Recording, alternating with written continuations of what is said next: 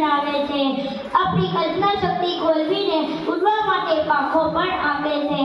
અને હું આટલું જ કહીશ, જે પુસ્તક તમને સૌથી વધુ વિચારવા માટે વિવશ કરે છે, જે પુસ્તક તમને સૌથી વધુ વિચારવા માટે વિવશ કરે છે, તે પુસ્તક તમારા માટે સૌથી વધુ સહાયક નીવડે છે. તે પુસ્તક તમારા માટે સૌથી વધુ સહાયક નીવડે છે. Thank you.